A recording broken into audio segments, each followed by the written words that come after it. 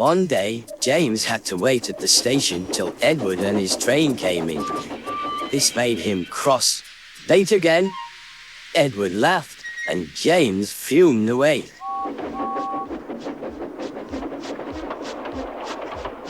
After James had finished his work, he went back to the yard and hopped onto the turntable.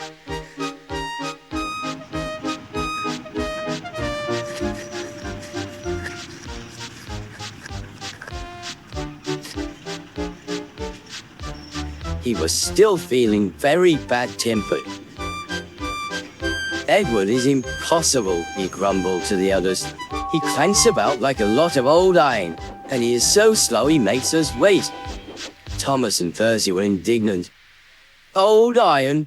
Slow? Why, Edward could beat you in a race any day." "Really?" said James. "I should like to see him do it."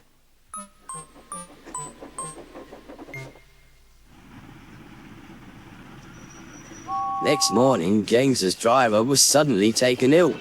He could hardly stand, so the fireman uncoupled James ready for shunting. James was impatient. Suddenly the signalman shouted. There was James puffing away down the line. "All traffic halted," he announced at last. Then he told the fireman what had happened. 2 boys were on James's footplate fiddling with the controls. Phew! They tumbled off and ran when James started. The signalman answered the telephone. "Yes, he's here, right. I'll tell him. The inspector's coming at once. He wants a shunter's pole and a coil of wire rope." "What for?" wondered the fireman. "Search me, but you'd better get them quickly." The fireman was ready when Edward arrived.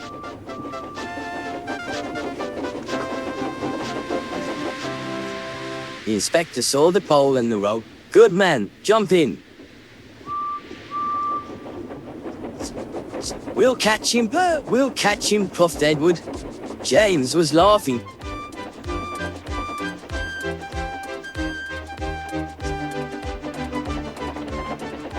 What a lark, he chuckled to himself.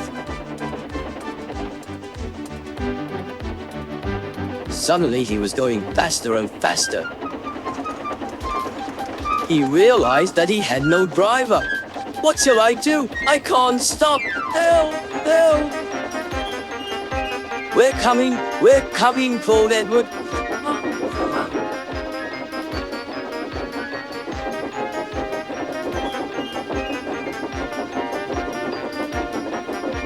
Edward was clenching up behind with every ounce of steam he had.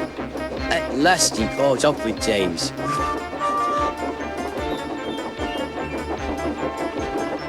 "Steady, Edward," called his driver. The inspector stood on Edward's front, holding a noose of rope in the crook of the shunter's pole. He was trying to slip it over James's buffer. The engine swayed and lurched. "At last! Got him!" he shouted. He pulled the noose tight. Gently braking, Edward's driver checked the engine's speed, and James's fireman scrambled across and took control. "So the old iron caught you after all," chuckled Edward. "I am sorry," whispered James. "Thank you for saving me." "You were splendid, Edward." "That's all right," replied Edward. The engines arrived at the station side by side. The fat controller was waiting. "A fine piece of work," he said. "James, you can rest and then take your train." "I'm proud of you, Edward. You shall go to the works and have your worn parts mended." "Oh, thank you, sir," said Edward. "It will be lovely not to clank."